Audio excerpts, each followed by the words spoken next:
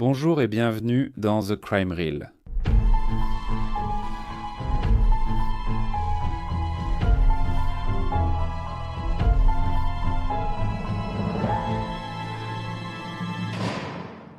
Bonne année. Ma première vidéo de 2025 est une compilation de quelques histoires de vrais, de crimes remontant jusqu'à 1880. Alors installez-vous confortablement et écoutez ma dernière vidéo sur d'anciennes affaires criminelles réelles. Merci beaucoup à tous ceux qui ont commenté ma dernière vidéo. J'ai apprécié lire vos vœux de saison échangés. Le 8 janvier, je serai de retour avec une toute nouvelle affaire. Alors abonnez-vous et activez les notifications pour ne pas le manquer.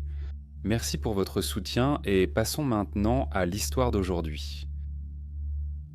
Pour le récit criminel de cette semaine, nous allons nous rendre en Irlande du Nord pour découvrir la vie de Fanny Barber.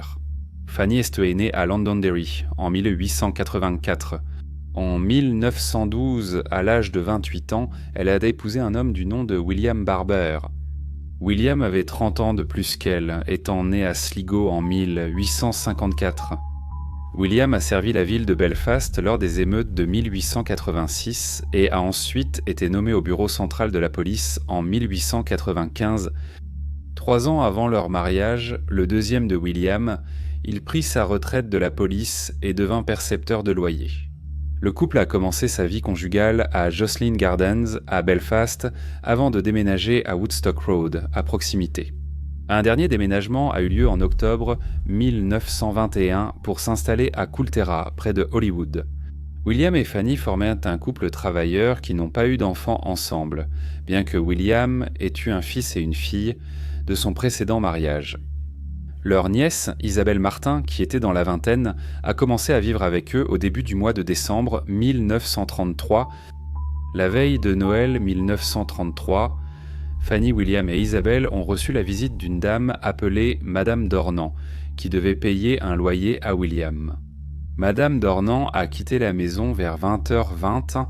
Elle allait prendre un bus et Isabelle l'a accompagnée jusqu'à l'arrêt de bus. Fanny et William se sont tenus à la porte d'entrée pour faire signe d'au revoir aux deux dames. Lorsque Isabelle est rentrée chez elle, environ 45 minutes plus tard, la maison était très calme. Elle a sonné à la porte et frappé à la porte d'entrée, mais personne n'a répondu. Alors qu'Isabelle continuait à sonner à la porte, elle a entendu Fanny l'appeler depuis une fenêtre à l'étage. Fanny a informé Isabelle qu'il y avait eu un homme à l'air louche à la maison et qu'Isabelle devait entrer par la porte de derrière. Cependant, avant qu'Isabelle ne puisse le faire, Fanny est descendue et l'a rejointe sur le côté de la maison. Les deux femmes sont rentrées à l'intérieur, mais la maison était sombre. Alors Isabelle a suggéré qu'elles aillent en chercher leur voisin, M. Conlin, pour les aider. Quand M. Conlin a demandé ce qui se passait, Fanny lui a demandé s'il avait vu un homme étrange près de sa maison. M. Conlin répondit de n'avoir rien vu. Elle lui demanda alors s'il avait entendu quelque chose d'inhabituel. M. Conlin répondit qu'il venait d'être surpris par des bruits forts. Fanny déclara qu'elle savait que M. Conlin aurait entendu l'homme et ajouta ensuite qu'elle pensait que l'homme étrange s'était peut-être caché dans son garage. Les deux femmes, accompagnées de M. Conlin, retournèrent dans la maison de Fanny et, en traversant le garage, Fanny déclara que son chéri était dans le couloir et qu'elle craignait que le vaurien soit encore dans sa maison. En approchant de la porte du couloir, elle demanda à M. Conlin de venir voir son pauvre chéri, répétant « Qui a pu faire cela à mon pauvre chéri ?» En voyant William, Fanny et Isabelle devinrent toutes deux hystériques et inconsolables. William avait été abattu. Son corps gisait dans le couloir, partiellement appuyé contre la porte d'entrée, empêchant celle-ci de s'ouvrir. Son bras droit était tendu devant lui et son revolver était posé sur son avant-bras, le canon pointé vers sa main. Il avait reçu 2 balles. La police a été appelée et le sergent Patton, accompagné d'un médecin, est arrivé à la maison vers 21h30. Le sergent de police s'est emparé de l'arme et a constaté qu'elle contenait 2 cartouches intactes et 3 douilles tirées. L'une des cartouches chargées avait raté son tir. Le sergent, le médecin et M. Conlin ont transporté le corps de William dans la salle à manger où le médecin l'a examiné. William avait 2 blessures par balle, l'une derrière l'oreille gauche, tirée à bout portant, et l'autre dans la poitrine. Il a été établi qu'il avait été tué avec sa propre arme. Il a été noté que William portait toujours sa montre en or et qu'on a trouvé sur lui 46 livres 3 shillings et 4 livres cent.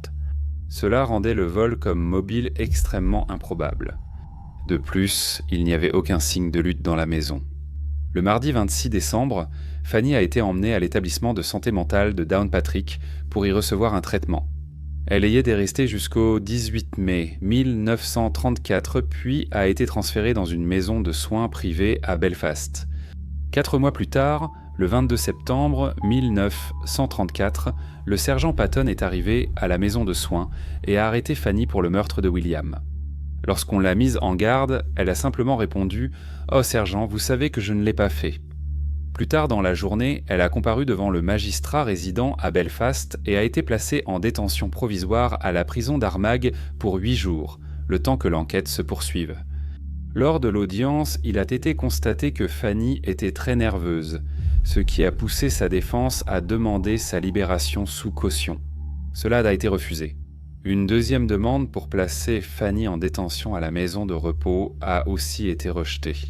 Une troisième demande a alors été faite, à savoir que Fanny étant une femme raffinée et dans un état de santé précaire, elle ne soit pas emmenée dans le fourgon cellulaire mais plutôt dans un taxi privé. Cette demande a été acceptée. À l'époque, en Irlande du Nord, les infractions pénales les plus graves étaient jugées devant la cour d'assises. L'affaire de Fanny serait jugée aux assises d'hiver à Derry en décembre 1934. Après un procès de 2 jours, le jury n'a pas pu se mettre d'accord sur un verdict. Donc l'affaire a été programmée pour être rejugée lors des assises de printemps qui devaient se tenir à Downpatrick en mars suivant. Le deuxième procès commença le 11 mars 1935 devant le très honorable Lord Justice Andrews.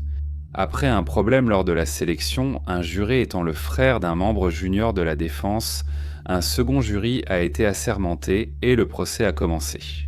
L'accusation a présenté l'affaire selon laquelle Fanny avait assassiné son mari parce qu'elle craignait qu'il ne l'exclue de son testament et ne laisse tout à ses enfants issus de son premier mariage. Ils ont avancé plusieurs arguments solides.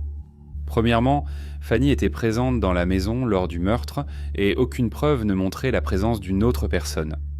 Ils ont déclaré que le mobile du meurtre n'était pas le vol, car William portait toujours sa montre et avait de l'argent sur lui après avoir été tué.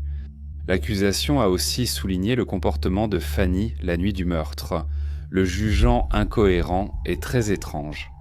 Son récit continuait de changer et d'évoluer au fil des minutes et des heures. Ils ont dit que s'il y avait réellement eu un intrus armé dans sa maison, aurait-elle vraiment demandé à sa nièce de faire le tour par l'arrière pour entrer dans la maison ? Ils se sont aussi interrogés sur l'absence d'alerte avant le retour de sa nièce. Lors d'un interrogatoire de police dans les heures qui ont suivi le meurtre, Fanny aurait déclaré à un agent de police que son mari était un homme méchant et qu'elle craignait qu'il ne la raye de son testament. Elle a ajouté qu'elle craignait que tout ce qu'elle avait construit pendant leur mariage ne lui soit retiré et donné à ses enfants. L'accusation a également fourni des détails sur une récente police d'assurance vie qui verserait à Fanny 300 livres sterling, soit l'équivalent d'environ 22 000 livres aujourd'hui en cas de décès de William. Les procureurs ont également souligné les nombreuses incohérences et modifications dans son récit au cours des mois qui ont suivi le meurtre. Au contre-interrogatoire, Fanny a déclaré ne pas se souvenir de nombreux événements de cette nuit, ni des conversations, ni d'avoir rédigé ou signé une déclaration. La défense a répondu à ces arguments avec une explication des événements totalement différente. Ils ont déclaré que William avait été tué par un intrus lors d'une tentative de cambriolage avortée. Ils ont reconnu que la montre en or et plus de 46 livres étaient restés sur William, mais ont affirmé que son carnet de loyer, pouvant contenir plus d'argent, avait disparu. Fanny a raconté qu'au moment où William allait s'asseoir dans la cuisine pour écouter la radio, la porte arrière s'est ouverte brusquement et un homme est entré en hâte. L'homme a essayé de l'attraper, mais elle a accouru à l'étage et s'est enfermée dans sa chambre. Elle a entendu des coups de feu, puis elle s'est effondrée et n'a repris connaissance que lorsqu'elle a entendu sa nièce sonner la sonnette de façon insistante. Elle a décrit l'homme, qui n'a pas parlé, comme ayant entre 40 et 50 ans, une carrure imposante, le visage rouge et une petite moustache. Il portait un vieux costume gris, une casquette en tweed sur les yeux et une écharpe marron. La défense a supposé que William avait couru dans le couloir pour récupérer son revolver, que l'intrus lui avait pris. Alors que William courait vers la porte, il a reçu 2 balles. Encore une fois, des arguments convaincants ont soutenu cette théorie. Isabella, la nièce de William et Fanny, a témoigné que le couple semblait heureux ensemble. Il n'y avait eu aucun problème entre eux la nuit du meurtre, et bien qu'ils se disputaient loin parfois, ce n'était rien de plus que ce que l'on voit dans n'importe quel mariage. Elle ne pouvait fournir aucune information concernant d'éventuels changements dans le testament de William, et elle ne croyait pas non plus que le couple ait eu des désaccords au sujet de leurs finances. L'argument le plus notable de la défense était la différence de taille entre Fanny et William. Il avait déjà été établi que les 2 coups de feu qui avaient tué William avaient été tirés avec une trajectoire descendante. La défense a soutenu que William mesurait plus de 1,80 mètres, alors que Fanny ne mesurait que 1,30 mètres, ce qui rendait impossible pour elle d'avoir tiré les coups de feu. Après la présentation des preuves, à la demande de sa défense, Fanny a pu se tenir près du sergent Patton, de carrure similaire à son mari. Il a été noté que le sommet de sa tête atteignait à peine les épaules du sergent. De plus, l'un des coups de feu avait été tiré à très courte distance et il n'y avait pas de sang sur Fanny. La défense a ensuite soutenu que toutes les preuves contre Fanny étaient circonstancielles et qu'elle devait être acquittée. Le 12 mars 1935, le jury a délibéré pendant seulement 50 minutes avant de rendre un verdict de culpabilité, accompagné d'une recommandation de clémence. Cependant, Fanny a été condamnée à mort, la date de l'exécution étant fixée à moins d'1 mois plus tard. La date a été fixée au 5 avril 1935. Lorsque le verdict a été annoncé, Fanny s'est effondrée sur le sol du box des accusés, hurlant de façon hystérique. Un médecin a été appelé pour lui administrer des médicaments et l'aider à retrouver son calme. Au bout d'une demi-heure, elle a été remise sur sa chaise, mais lorsqu'elle a vu le juge mettre la coiffe noire, elle est redevenue hystérique. Emportée du banc des accusés, elle continuait à se débattre et crier.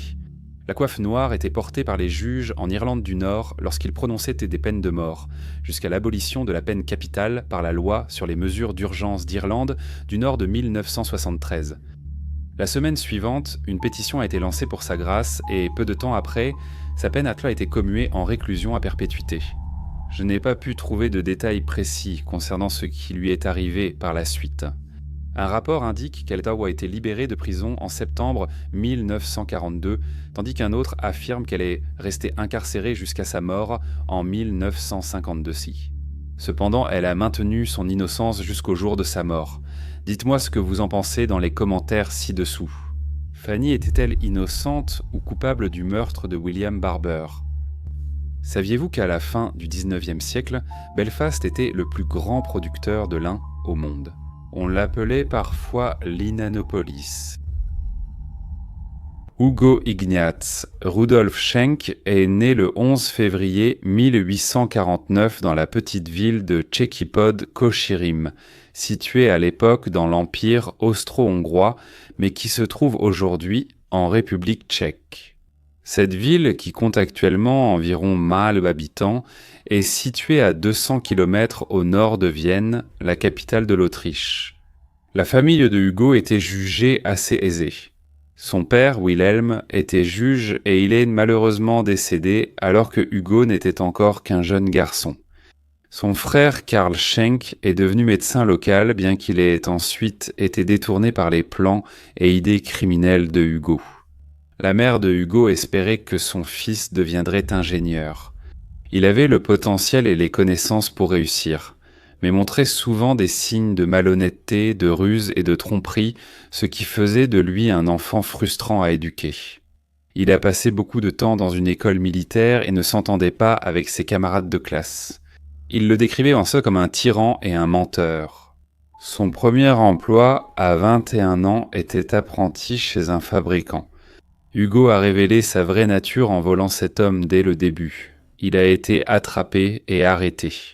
Hugo a ensuite été condamné à 5 ans de prison, mais en raison de son jeune âge, il a été libéré après avoir purgé seulement 2 ans de détention.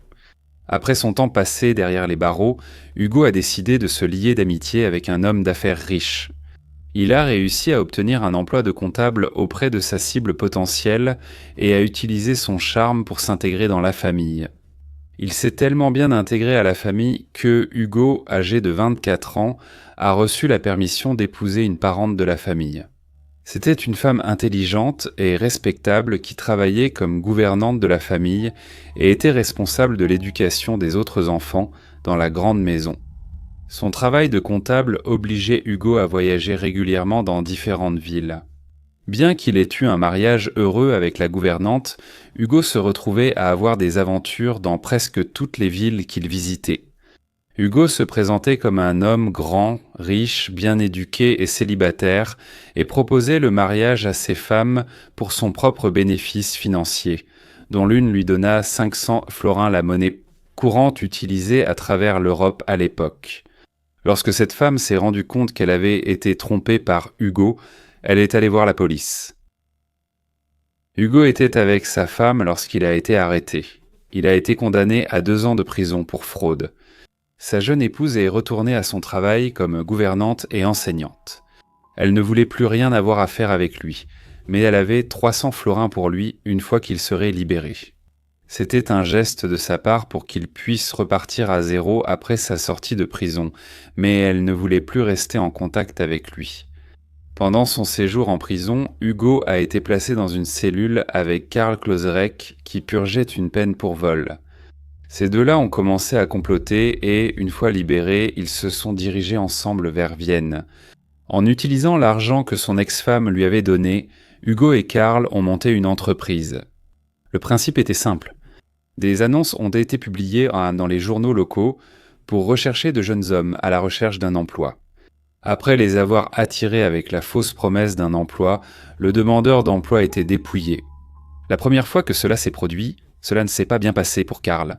Cette victime s'est révélée trop coriace pour le voleur et il a été presque mortellement blessé pendant que Hugo regardait de loin. Ils ont toutefois agi différemment avec leur deuxième victime, drogué en forêt puis dépouillé de son argent. Malheureusement pour les deux criminels, Karl et Hugo, l'argent qu'ils ont obtenu de cette agression était négligeable. Ils ont dû revoir leur stratégie et repartir de zéro pour trouver de meilleurs moyens de gagner de l'argent. Ils ont changé de tactique et ont alors décidé de s'en prendre aux femmes. Encore une fois, Hugo a publié une fausse annonce dans un journal local pour trouver une femme de ménage. Il n'a pas fallu longtemps avant qu'ils aient leur première victime, Joséphine Timal. Elle avait 34 ans et pensait avoir décroché le gros lot avec le séduisant Hugo Schenk. Hugo l'a rapidement eu sous son emprise et l'a convaincu que le mariage était à l'horizon. Joséphine a dit à Hugo qu'elle avait économisé 300 florins qu'il pourrait avoir si ses intentions étaient honorables. Hugo a fait écrire à Joséphine une lettre à sa tante Catherine, qui avait économisé 1000 florins pour sa nièce. L'argent a été envoyé juste après la cérémonie de mariage à Joséphine. Après leur mariage, Hugo et Joséphine sont partis en lune de miel dans une petite ville où vivaient certains des parents de Hugo. L'ami de Hugo, Karl, celui qu'il avait rencontré en prison, était dans le même train, accompagné du frère de Hugo, Karl Schenk. Joséphine ne fut jamais revue. Karl était responsable du meurtre et certains rapports suggèrent que le frère de Hugo était également impliqué en maintenant Joséphine pendant que Karl lui tranchait la gorge. Le corps sans vie de Joséphine fut ensuite attaché et jeté dans une rivière voisine. Son corps n'a jamais été retrouvé. Hugo retourna à Vienne, déjà occupé à préparer son prochain crime. Il reçut bientôt les 1000 florins de la tante de Joséphine par la poste. C'est alors que Hugo décida d'écrire à la tante pour lui proposer un logement. Hugo lui parla d'une petite maison de campagne et d'une ferme qu'il avait achetée, ce qui n'était en réalité pas vrai. Il ajouta que Joséphine ne pourrait probablement pas lui rendre visite car elle serait occupée à s'occuper de lui et de la maison. La tante Catherine reçut la lettre puis décida de vendre ses biens et arriva à Vienne quelques semaines plus tard avec 3000 florins en sa possession, ainsi que des malles contenant ses affaires restantes. Hugo la rencontra à la gare. Catherine était joviale et ravie de la bonne fortune de sa nièce d'avoir trouvé un homme aussi riche qui prendrait soin d'elle. Catherine passa une nuit à l'hôtel avant de retrouver Hugo et Karl qui faisaient semblant d'être une connaissance, puis le groupe se rendit dans un village isolé. Pendant le trajet en train cette nuit-là, les hommes convainquent Catherine de boire beaucoup plus de vin qu'elle n'en consommait habituellement, et elle finit par être mal en point. Une fois qu'elle fut ivre et qu'ils arrivèrent à destination, ils conduisirent Catherine sur un sentier menant à une grande paroi rocheuse. Comme elle était ivre et âgée, Catherine n'avait que peu de chance face à ces deux hommes. Karl attacha ensuite une grosse pierre à sa taille avant de la pousser du rocher dans l'eau en contrebas. Le corps de Catherine a été retrouvé quelques mois plus tard par des touristes sur ce même chemin. Dans des circonstances normales, Karl et Hugo auraient pu être arrêtés à ce moment-là, mais grâce à un coup de chance, ils ont été autorisés à continuer. Pour une raison quelconque, les proches de Catherine et Joséphine n'ont pas signalé leur disparition pendant 6 mois, laissant Hugo et Karl poursuivre leur série de crimes. Mais après le meurtre de Catherine, une rupture s'est produite entre les deux hommes. Hugo était le cerveau derrière tout cela et, tandis que Karl faisait le sale boulot, Hugo avait du mal à lui donner sa part des biens de Catherine, préférant essayer de tout garder pour lui. C'est cette révélation qui l'a poussé à tenter le prochain meurtre tout seul. Hugo prit ensuite pour cible Thérèse Kettel, une cuisinière bavaroise plus âgée. Elle avait été chargée de surveiller la maison de son patron pendant son absence et possédait une réserve d'objets de valeur ainsi que 2000 florins économisés. Cela ferait d'elle une cible idéale pour Hugo. Quand il proposa à Teresa un voyage de 3 jours, elle accepta volontiers. Avant de partir, Hugo lui parla d'une récente série d'effractions dans des maisons vides. À cause de cela, il lui conseilla d'emporter ses objets de valeur avec elle pendant leurs courtes vacances. Après avoir voyagé en train jusqu'à un endroit isolé, Hugo emmena Teresa pique-niquer. Ils trouvèrent un endroit ombragé où ils apprécièrent au fond du vin ensemble, bien que Hugo s'assura qu'elle buvait bien plus que lui. À ce moment-là, il sortit son pistolet et le montra à Teresa, lui faisant bien comprendre que l'arme n'était pas chargée. Dans son état d'ivresse, elle prit le pistolet et commença à jouer avec, appuyant sur la détente. Il n'est pas clair si Hugo avait prévu ce qu'il fit ensuite à l'avance ou s'il y pensa sur le moment même. Il s'éloigna pour cueillir des fleurs pour Teresa et lorsqu'il fut suffisamment loin, Hugo mit une balle dans le barillet de son pistolet.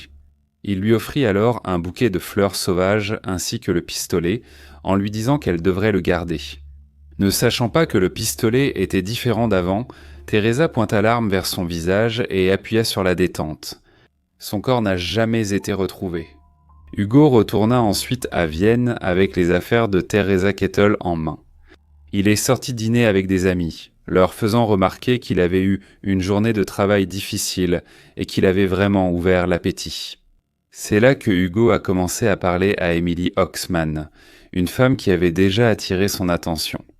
Prouvant qu'il était prêt à tout, Hugo a offert à Emily les bijoux qu'il avait retirés du corps sans vie de Thérèse quelques heures plus tôt pour la séduire. Mais Emily était différente. Pour une raison, Hugo la percevait autrement que les autres femmes qu'il avait chassées. Lorsqu'il l'a invitée à un voyage en Suisse, elle en est sortie vivante après avoir profité de vacances financées teintées par l'argent de Thérèse. Quand ses fonds ont diminué, Hugo est revenu sur ses terrains de chasse viennois. 2 potentielles victimes se sont rapidement présentées, une fois de plus grâce à une annonce passée dans le journal. La première était Rosa Ferenczi, une jeune Hongroise qui était la fille d'un noble. Comme d'autres avant elle, Rosa succomba au charme de Hugo. Le 20 décembre, Hugo partit pour Presbourg, qui est aujourd'hui connu sous le nom de Bratislava. Lors du voyage à Presbourg, Rosa voyagea avec Hugo, pensant qu'il s'agissait de leur mariage. Malheureusement, à son insu, Hugo était accompagné d'un vieil ami, Karl Schlosserich. Alors qu'il se promenait le long du Danube, Karl s'approcha de Rosa par derrière et la frappa avec une hachette. Elle perdit connaissance et ne reprit ses esprits qu'après avoir été dépouillée de ses affaires et jetée dans la rivière. Plus tard, son corps fut retrouvé dans le Danube. Prenant sa part de l'argent, Hugo se rendit à Salzbourg pour retrouver Emily. Il passa une semaine avec elle avant de retourner à Vienne pour ce qui allait finalement être son dernier crime.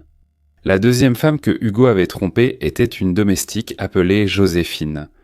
Elle travaillait pour la baronne Malfatti. La baronne était une femme généreuse et gentille. Elle utilisait sa richesse pour aider les autres, fondant un asile pour femmes âgées qu'elle entretenait. Hugo a convaincu Joséphine de laisser une des fenêtres de la villa ouverte dans la nuit du 8 janvier. Hugo a dit à Joséphine qu'il droguerait tout le monde dans la maison avec de la morphine, elle y comprise pour éviter les soupçons, afin que lui et ses complices puissent mettre la maison à sac. En réalité, Hugo prévoyait de tous les tuer. S'il n'avait pas été arrêté, 4 autres personnes auraient été ajoutées à son bilan de mort. La baronne Malfatti faisait confiance à Joséphine, son employée depuis 12 ans. Parce qu'elles avaient établi cette confiance, la baronne Malfatti ne s'est même pas rendu compte qu'un collier de perles coûteux avait disparu. Et c'est Hugo qui avait convaincu Joséphine de le voler. Puis il pourrait partager les 3 perles entre d'autres filles qu'il courtisait. Finalement, Hugo Schenk a été arrêté par la police le 10 janvier 1884 et a rapidement avoué tout ce qu'il avait fait. Il a dit au détective qu'il avait encore 4 jeunes femmes prêtes, toutes ayant accepté de partir avec lui sous sa ruse habituelle du mariage. Hugo a estimé qu'il obtiendrait environ 30 000 florins de ces femmes. Avec cet argent, il prévoyait de s'enfuir avec Émilie en Amérique. Émilie ne savait rien des crimes passés de Hugo. Elle aussi avait été trompée par lui. Émilie est finalement devenue le témoin principal contre son ancien amant. Hugo Schenk, son frère Karl Schenk et Karl Schlosserek ont tous été reconnus coupables de meurtre et condamnés à la pendaison. Karl Schenk devait être exécuté en premier, puis Karl Schlosserek et enfin le cerveau de toute l'affaire, Hugo Schenk. Cependant, avant qu'il ne soit conduit à la potence, Karl Schenk a été gracié par l'empereur Guillaume II, car son rôle a été jugé moindre que celui de son frère et de Karl Schlosserek. À la place, Karl Schenk a été condamné à la réclusion à perpétuité. Le 22 avril 1884, 200 personnes se sont rassemblées pour assister à l'exécution. Karl Schlosserek a avancé le premier.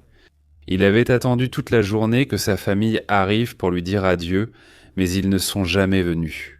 Sa femme lui avait envoyé des fleurs qu'il tenait dans ses mains pendant qu'on lui passait la corde autour du cou. Karl a supplié Dieu de lui pardonner dans ses derniers mots. 2 minutes plus tard, Hugo fut amené et pendu. Il resta calme tout au long de la procédure. Hugo Schenk et Karl Schlosserek furent enterrés dans une tombe anonyme. Avant d'être enterré, la tête de Hugo fut retirée et examinée. Son crâne est encore visible aujourd'hui au musée du crime à Vienne, en Autriche. L'écrivain Egon Kisch s'est penché sur l'histoire d'une femme qui a survécu à l'attaque de Schenk dans son recueil de nouvelles intitulé « Une femme attend Hugo Schenk ». J'ai une histoire historique fascinante à vous raconter aujourd'hui qui s'est déroulée en 1933.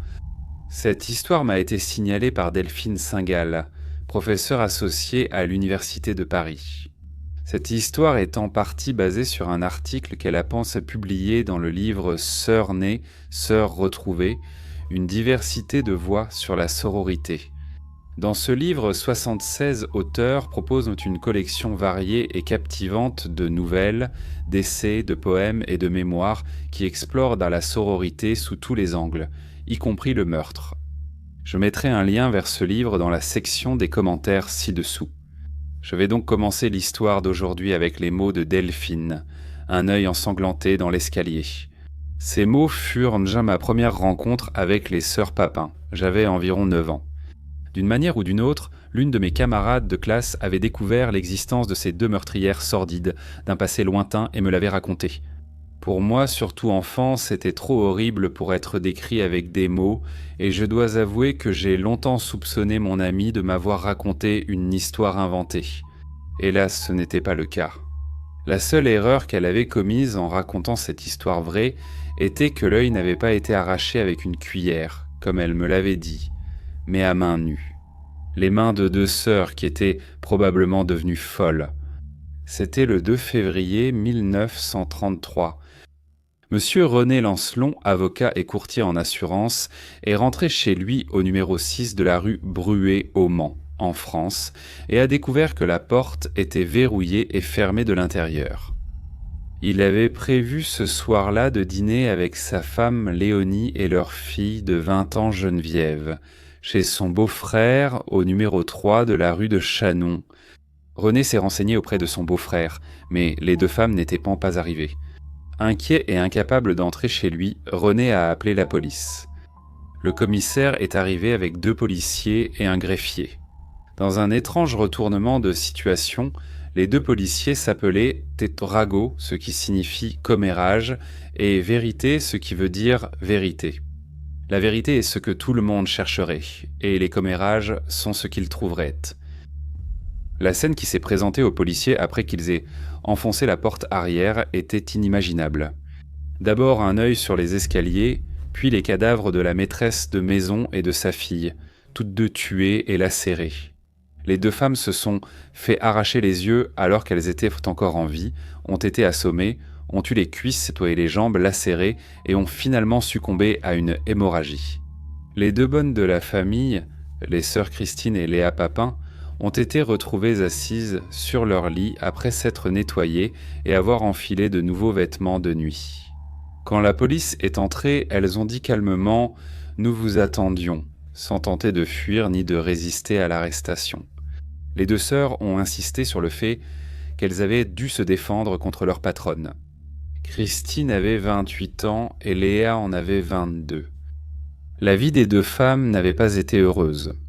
Elles avaient une sœur aînée, Emilia, qui avait été abusée sexuellement par leur père. Lorsque leur mère l'a découvert, elle s'est séparée de son mari et peu de temps après, Emilia a quitté la maison familiale pour devenir religieuse. Christine et Léa sont restées vivre avec leur mère, qui semblait dépourvue de tout instinct maternel et n'a pas su leur apporter les soins dont elles avaient désespérément besoin. Une fois que les filles furent assez âgées, leur mère les plaça dans différentes maisons pour travailler comme domestiques. Elle leur prenait ensuite la majeure partie de leurs gains. Christine et Léa ont formé un lien extrêmement fort, veillant toujours l'une sur l'autre. En 1926, lorsque Christine avait 21 ans, elle a été engagée comme cuisinière dans la maison Lancelon. En quelques mois, elle avait recommandé Léa pour un poste de femme de chambre et, pour la première fois, les 2 travaillaient ensemble dans la même maison. Christine et Léa étaient toutes 2 bien payées pour la France rurale de l'époque, et René Lancelon allait de même jusqu'à leur fournir une assurance en cas d'accident, ce qui était également rare à cette époque. Les 2 femmes décidèrent de ne plus donner leur salaire à leur mère et, de ce fait, tout contact avec leur famille fut complètement rompu. En 1931, après 5 ans passés à travailler pour la famille Lancelon, les sœurs allèrent voir le maire de la ville, apparemment dans un état de stress et de confusion, accusant les Lancelon de mauvais traitements. Le maire soutint la famille Lancelon et leur recommanda de congédier les 2 sœurs. La famille ne suivit pas ce conseil, principalement parce que ses sœurs étaient d'excellentes travailleuses. Le jeudi 2 février 1933, les sœurs venèrent de faire réparer leur fer à repasser, et Christine s'occupait d'une pile de linge à repasser lorsqu'un fusible sauta et la maison se retrouva dans l'obscurité. Lorsque leurs patronnes sont rentrées, Christine leur a dit que le repassage n'était pas terminé, ce qui a provoqué une dispute. Au cours de l'altercation qui a suivi, Léonie et Geneviève ont toutes 2 eu les yeux arrachés volontairement. Elles ont été assommées au marteau et à la casserole, puis lacérées au couteau par les 2 bonnes, qui ont ensuite exposé la nudité des victimes. Interrogées sur le crime, les 2 sœurs ont seulement expliqué que Léonie était devenue violente envers elles. Au départ, les sœurs ont affirmé que les meurtres relevaient de la légitime défense. Après que Léa ait été transférée dans une autre cellule et séparée de sa sœur, Christine est revenue sur ses propos et a reconnu avoir attaqué les 2 femmes, avant de demander l'aide de Léa. À chaque déclaration de Christine, Léa confirmait simplement les différentes versions des meurtres données par sa sœur. Après un procès qui n'a duré que 13 heures, au cours duquel les avocats, Germaine Brière pour Christine et Pierre Charton pour Léa, ont tenté en vain de convaincre le jury que les 2 femmes étaient folles. Elles ont toutes deux été reconnues coupables. 3 psychiatres les avaient déclarées saines d'esprit. Mais, fait intéressant, l'un d'eux, le docteur Lonia, avait affirmé qu'aucune des sœurs n'était coupable individuellement, mais que la coupable était en fait le duo lorsque Christine et Léa étaient réunies. Au procès, Christine se tenait dans le box des accusés, les mains jointes et les yeux baissés. Léa se tenait debout, fixant droit devant elle, comme en transe. Les deux femmes répondaient timidement, presque inaudiblement, à toutes les questions. Elles n'ont exprimé aucun remords et n'ont versé aucune larme. Lorsque le verdict a été rendu, elles sont restées calmes et impassibles. Christine a été condamnée à mort, mais à cette époque, la guillotine était considérée comme une épreuve que les femmes ne devaient pas avoir à subir. Ainsi, sa peine a été commuée par le président Albert Lebrun en réclusion à perpétuité. Léa a été condamné à 10 ans de travaux forcés et il lui a été interdit de retourner au Mans pendant 20 ans. Il semble qu'il y ait eu 2 versions des conditions du foyer rapportées par la presse. Alors que beaucoup parlaient de l'avocat respectable, de la gentille famille Lancelon et du foyer relativement confortable dans lequel les sœurs vivaient, d'autres évoquaient les horreurs qu'elles enduraient ensemble. Au procès, il a été révélé que René n'avait jamais adressé la parole aux sœurs en 7 ans de service dans sa maison, et que sa femme et sa fille ne leur parlaient que pour leur donner des ordres, les gronder et les réprimander. Chaque jour, après que les sœurs lavé les sols, battu les tapis et astiqué les meubles, Léon enfilait des gants blancs et faisait une tournée d'inspection, passant ses mains sur les surfaces pour vérifier s'il restait la moindre poussière. Si c'était le cas, elle réprimandait sévèrement les filles, parfois violemment. Lors d'un incident précédent, Léonie avait traîné Léa par terre, la forçant à ramasser un petit bout de papier. Bien qu'il ne puisse jamais y avoir de justification à leur crime, cela pourrait peut-être nous donner un aperçu de leur motivation. Aucune des 2 femmes n'en a jamais parlé.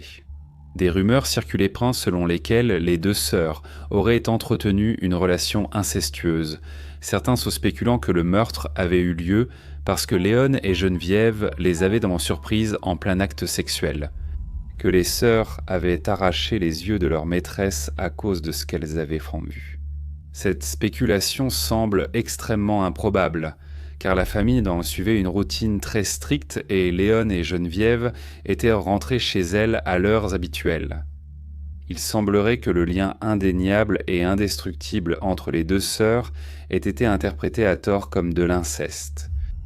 En raison de leur éducation avec des parents terriblement absents et de leurs conditions de travail en tant que domestiques, où elles étaient considérées comme les plus basses parmi les basses, elles ont du tout représenté l'une pour l'autre. Mère, père, sœur, époux. Mais il n'existe aucune preuve pour étayer la théorie selon laquelle leur relation était en fait incestueuse. Après le procès, l'état mental de Christine s'est rapidement détérioré et elle a été internée dans un hôpital psychiatrique à Rennes. Elle n'a revu Léa qu'une fois et ne la reconnaissait plus alors. Elle a cessé de s'alimenter et est décédée en 1937. En revanche, Léa a été libérée de prison en 1943, après quoi elle a vécu à Nantes avec sa mère. Sous un pseudonyme, elle a même trouvé un emploi comme femme de ménage. Elle est décédée à l'âge de 90 ans en 2000, un survivant à sa sœur de plus de 70 ans. Cette affaire a inspiré de nombreux autres films, livres et pièces de théâtre. La référence la plus récente était le film sud-coréen de 2019 Parasite. J'ai un récit très spécial à partager avec vous aujourd'hui. J'ai récemment été contacté par un auteur du nom de Charles Oldham. Charles est avocat à Charlotte, en Caroline du Nord, et aussi l'auteur d'un livre intitulé « Le fils du sénateur ». Ce livre est publié par Beach Glass Books à Richmond, en Virginie. Il s'agit d'un garçon de 8 ans nommé Kenneth Beasley, qui a disparu il y a de nombreuses années dans des circonstances très mystérieuses et qui n'a toujours pas été retrouvé. Charles nous a fourni un résumé de cette affaire fascinante à raconter aujourd'hui et j'ai mis les liens pertinents ci-dessous pour tous ceux qui souhaiteraient acheter son livre. Je le recommande vivement. Voici donc l'histoire du fils du sénateur racontée par Charles Oldham. Cette histoire remonte à plus d'1 siècle, en 1905 et elle s'est déroulée dans le comté de Currituck, non loin des Outer Banks, sur la côte de la Caroline du Nord. Aujourd'hui, cette région est traversée par une route très fréquentée, pleine de touristes en route vers la plage. Il y a des magasins de surf et des marinas au bord de l'eau, partout dans la région. Mais en 1905, c'était encore l'époque des chevaux et des calèches, et Kenneth, le garçon qui a disparu, vivait dans une ferme dans une communauté isolée près du bord de l'eau. Tous les habitants vivaient de l'agriculture, de la pêche et de la chasse aux canards et aux oies. Il faut s'efforcer d'imaginer l'aspect de la région à l'époque. Mais si vous quittez l'autoroute pour emprunter l'une des routes secondaires, comme peu de vacanciers le font, il ne faut pas longtemps pour retrouver la Caroline Tidewater telle qu'elle était autrefois. On peut encore voir de vieilles fermes blanches entourées de champs, eux-mêmes entourés de bois. La famille Bisley vivait dans l'une d'elles. Il y a de larges jardins devant les maisons, la plupart avec 1 ou 2 grands chênes et beaucoup avec un petit cimetière familial à proximité. Autrefois, les familles de fermiers gardèrent la terre et restaient soudées. Peu de gens voulaient s'aventurer trop loin, même après la mort. L'une de ces routes secondaires mène à quelques kilomètres au minuscule carrefour de Poplar Branch. C'est ici que Kenneth vivait avec ses parents, son frère aîné et sa sœur aînée. Une fois que vous quittez l'autoroute, en entrant dans les bois, les bruits de la circulation s'estompent rapidement. La route descend dans les terres basses du marécage d'érable, où l'eau sombre lèche les troncs des liquidambars, des érables et des cyprès, si denses qu'il est toujours difficile de voir, ne serait-ce qu'à 3 mètres devant soi. Tout autour, il y a des ombres, pas seulement en été lorsque les feuilles poussent drues sur les arbres et que la lumière du soleil filtre à peine jusqu'à tacheter le sol. Même lors d'une journée d'hiver couverte, la lumière crée des illusions. L'écorce grise des arbres projette son reflet sur l'eau et il faut faire attention où l'on marche. Ce que vous voyez pourrait en fait être une branche tombée et elle pourrait être assez solide pour vous soutenir, ou peut-être pas. Cela pourrait aussi être l'un des serpents venimeux qui abondent dans la région. Si vous vouliez vous perdre dans les bois, ce serait un endroit facile pour le faire, surtout si vous étiez un garçon de 8 ans comme Kenneth. Ou tout aussi bien, si vous vouliez qu'un garçon se perde dans les bois sans laisser de traces, cet endroit pourrait servir votre dessein. Tout a commencé le lundi matin, le 13 février 1905. Le jeune Kenneth partit parcourir le demi-mile séparant la ferme de ses parents de la petite école de campagne à 2 salles qu'il fréquentait avec les autres enfants du coin. C'était une journée froide et venteuse, avec encore un peu de neige au sol après une récente tempête hivernale. Il était chaudement vêtu d'un costume gris avec un manteau épais, des bas marrons, des gants et une casquette bleue. D'après tout le monde, Kenneth était un élève de 3e année, brillant, joyeux et apprécié de tous. Son enseignant a plus tard déclaré aux journaux à quel point il aimait l'école et combien il était bien élevé. D'après les photos de famille et les avis de disparition publiés plus tard, nous savons qu'il avait les cheveux blonds et les yeux bleus. C'était un enfant adorable et, plus tard, son visage aurait été sur de nombreuses briques de lait et aux infos du soir. Il était aussi le fils d'un important homme politique local. Le père de Kenneth, Samuel Bisley, était le sénateur de l'État qui représentait le comté de Currituck à l'Assemblée générale de Caroline du Nord. Quand Kenneth arriva à l'école, il fut accueilli par son enseignante, mademoiselle Nina Harrison. Mademoiselle Nina était une nouvelle enseignante dans la vingtaine et venait d'une famille locale encore plus en vue que celle de Kenneth. Son père, Joshua Harrison, était un agriculteur et propriétaire terrien prospère de la région, dont le beau-frère était Thomas Jarvis, un ancien gouverneur de la Caroline du Nord et sénateur des États-Unis. Une fois la classe réunie, mademoiselle Nina guida Kenneth et ses autres élèves à travers les leçons du matin. Au moment où la récréation de midi arriva, le soleil était sorti et avait bien réchauffé l'air. Kenneth enleva son manteau épais, le laissa dans le vestiaire et sortit dans la cour arrière de l'école pour jouer avec les autres garçons. La cour de l'école bordait les profondeurs sombres et ombragées du marécage d'érable. Quand la cloche de l'école sonna pour rappeler les enfants en classe, Kenneth se tourna vers son cousin, Benny Walker, et il dit « En gros, je retourne, père. » Sans un mot de plus, Kenneth s'enfonça dans les bois et ne fut jamais revu. Quand Kenneth ne revint pas en classe, et que les enseignants réalisèrent qu'il s'était perdu dans le marais, ils lancèrent un appel à tous les hommes de la communauté pour commencer les recherches. Il n'y avait pas de temps à perdre car le temps était redevenu nuageux et froid. La pluie commença à tomber, puis se transforma en neige. Il savait en tant que Kenneth était sans son manteau et qu'il mourrait d'hypothermie s'il ne le retrouvait pas. Plusieurs dizaines d'hommes se sont rassemblés et ont formé un filet pour fouiller les bois inondés. Ils ont cherché à quatre pattes à travers des tas de broussailles, puis ont sondé avec des bâtons les ruisseaux sombres et stagnants, craignant que Kenneth n'ait glissé dans l'eau et se soit noyé. Après plusieurs jours, les chercheurs ont scruté le ciel, espérant que des vautours les guideraient fantins vers le corps de Kenneth s'il était mort dans les bois. Mais aucun n'a été aperçu. Les journaux de toute la Caroline du Nord et de la Virginie ont commencé à couvrir l'histoire de l'enfant disparu. Et comme on pouvait s'y attendre, leur description était déchirante. Le sénateur Bisley a dû rentrer chez lui, où la législature était en session, pour réconforter sa femme bouleversée. La mère de Kenneth était au bord de l'effondrement, prenant des sédatifs et criant de temps en temps « Rendez-moi le corps de mon garçon !» Les chercheurs furent étonnés de ne trouver le garçon ni mort ni vivant. Et lorsqu'ils ne l'ont pas trouvé, cela les a amenés à se demander si Kenneth s'était vraiment par hasard perdu dans les bois derrière son école. Avait-il été enlevé ? La rumeur a commencé à circuler et ils se sont immédiatement concentrés sur un homme en particulier, le père de mademoiselle Nina, Joshua Harrison. Il s'est avéré que Joshua, même s'il avait fait un bon mariage et possédait beaucoup de terres, avait un passé trouble. Beaucoup le décrivaient comme un homme au tempérament violent, quelqu'un qui intimidait ses voisins. Maintenant, à la fin de la soixantaine et père de 5 enfants adultes, Joshua avait été accusé de meurtre à 2 reprises dans sa jeunesse. 30 ans auparavant, il avait été accusé d'avoir tué son père et d'avoir tiré sur un garçon du même âge que Kenneth. Mais dans les 2 cas, les jurys l'avaient déclaré non coupable. Certains pensaient que son beau-frère influent l'avait aidé à s'en sortir. Joshua était également bien connu dans la communauté comme contrebandier, produisant du vin illégal dans sa ferme.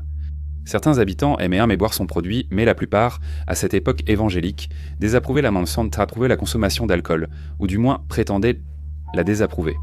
Le sénateur Bisley avait récemment fait adopter une loi à l'Assemblée générale pour interdire la vente de vin dans le comté de Currituck, et Joshua était apparemment en colère à ce sujet.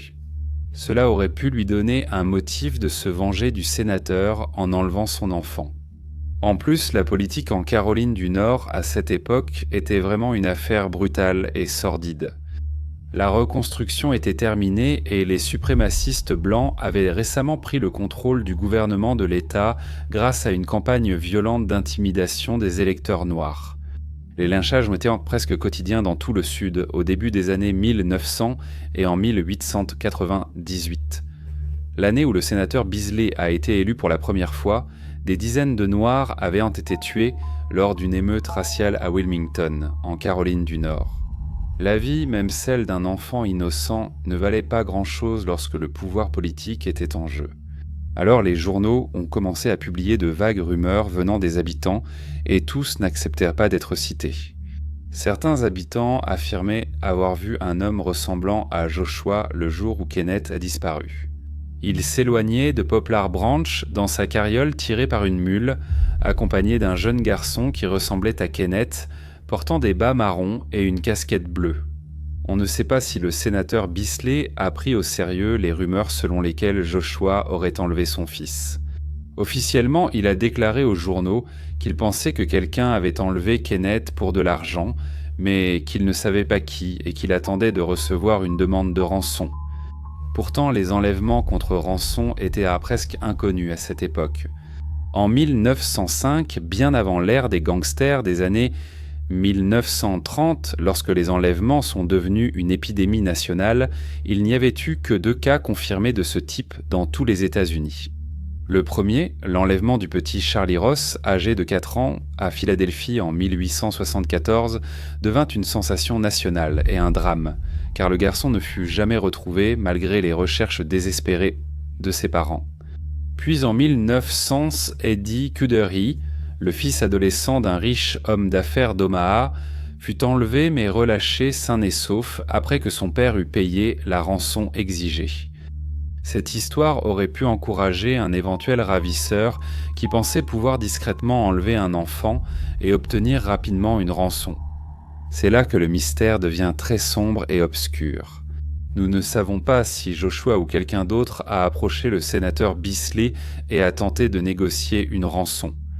Personne n'a été officiellement inculpé pour l'enlèvement avant septembre 1906, soit 18 mois après la disparition de Kenneth. Le sénateur Bisley a contacté les procureurs locaux et a déposé une plainte sous serment contre Joshua Harrison pour ce crime. Joshua a été enfermé en prison au milieu de nouvelles rumeurs selon lesquelles il pourrait être lynché avant son procès. Pourquoi cette longue attente ? Comme le sénateur l'a raconté, ce n'est qu'à ce moment-là que Joshua l'a contacté par l'intermédiaire d'une tierce personne et s'est plaint de ne pas avoir encore offert une rançon suffisante pour son fils. De plus, Joshua a dit que c'était vraiment coûteux de garder le garçon captif aussi longtemps. En mars 1907, Joshua a été jugé dans l'ancien palais de justice en briques à Elizabeth City, en Caroline du Nord. Le procès a duré une semaine et c'était de loin le plus grand spectacle de la ville. Tous les journaux étaient d'accord pour dire que le palais de justice était bondé chaque jour. 5 procureurs ont géré l'affaire pour l'État et Joshua a engagé 4 avocats de la défense d'un talent exceptionnel. 2 d'entre eux étaient d'anciens gouverneurs de l'État. Son beau-frère Thomas Jarvis et Charles B. Hancock qui avaient quitté leurs fonctions seulement 2 ans plus tôt. Au procès, l'on connaît. Le sénateur Bisley a déclaré que Joshua s'était violemment disputé avec lui sur la législation du vin peu avant la disparition de Kenneth et l'avait menacé de le faire regretter. Plusieurs voisins des Bisley ont raconté au jury comment ils avaient vu l'homme mystérieux qu'ils pensaient maintenant être Joshua, conduire avec le jeune garçon dans sa carriole. Évidemment, la défense leur a demandé lors du contre-interrogatoire pourquoi ils avaient attendu 1 an et demi pour témoigner. L'un d'eux a répondu que ce n'était pas leur affaire. La femme de Josué, ses fils et plusieurs autres membres de la famille ont témoigné qu'il avait été à la maison, travaillant dans ses champs toute la journée lorsque Kenneth a disparu, donc il ne pouvait pas l'avoir fait, ont-ils dit. Mais ces témoins étaient évidemment ses proches, leur partialité évidente. Aujourd'hui, nous pourrions naturellement douter de la façon dont toutes ces histoires se sont assemblées. Selon les normes juridiques d'aujourd'hui, ils auraient vraiment dû déclarer Josué non coupable en raison d'un doute raisonnable, mais néanmoins, le jury a été convaincu par les récits des Bisley et probablement aussi par leur chagrin sincère d'avoir perdu leur enfant. Les jurés ont délibéré pendant environ 8 heures avant de déclarer Josué coupable. Il a été condamné à 20 ans de prison, mais a continué en larmes à proclamer son innocence. Josué a fait appel de sa condamnation et le juge lui a permis de rester en liberté sous caution pendant l'examen de son appel. L'ancien gouverneur Hancock a prononcé un discours passionné devant la Cour suprême de Caroline du Nord, mais au final, la Cour a confirmé le verdict et la sentence. Josué séjournait dans un hôtel à Norfolk, en Virginie, et des policiers y ont été envoyés pour le placer en garde à vue. Lorsque les policiers ont frappé à la porte de la chambre de Josué, il leur a claqué la porte au nez. Quelques secondes plus tard, ils ont entendu un coup de feu. Josué a été retrouvé allongé sur le lit, un pistolet à ses côtés et un trou de balle dans le front. Il avait terminé une lettre de suicide, protestant encore de son innocence mais disant qu'il était un vieil homme et qu'il ne pouvait pas supporter la perspective de passer ses dernières années en prison. Kenneth n'a jamais été retrouvé, laissant le mystère aussi sombre et obscur que le marécage d'érable et les ruisseaux Blackwater du comté de Currituck. Joshua était-il vraiment un personnage aussi sadique qu'il aurait tué un enfant de 8 ans par vengeance pour une ordonnance locale sur l'alcool ? La politique de la Caroline du Nord était-elle vraiment tombée à un niveau aussi bas ? La fille de Joshua, qui étonnamment n'a pas témoigné au procès de son père, a-t-elle participé à attirer son élève dans les bois pour qu'il soit enlevé ? Ou bien quelqu'un d'autre a-t-il enlevé l'enfant ? Ou, dans une véritable erreur judiciaire terrible pour tout le monde, le garçon s'est-il simplement perdu dans les bois, s'est-il éloigné et est-il mort de froid, sans jamais être retrouvé ? Un immense merci à Charles Oldham pour nous avoir transmis ces informations à partager aujourd'hui. Dans son livre Le fils du sénateur, il propose le premier récit entièrement documenté de cette histoire fascinante. Il couvre tous les aspects des articles de journaux au dossier du procès, en passant par les registres de propriété, ainsi qu'une analyse scientifique du lieu de la disparition. Il avance une théorie plausible sur ce qui s'est passé et s'approche autant que possible de la réponse finale. Le livre est publié par Beach Glass Books et j'ai inclus les liens pertinents ci-dessous si vous souhaitez en acheter un exemplaire pour vous-même. Il est disponible en version papier ou en version électronique. Comme toujours, j'aimerais vraiment connaître vos avis et vos retours sur cette affaire. Merci beaucoup d'avoir écouté Le Crime Réel. Prenez soin de vous. Au revoir. Les Outer Banks, en Caroline du Nord, sont réputés pour leurs chevaux sauvages sur certaines plages. Au revoir.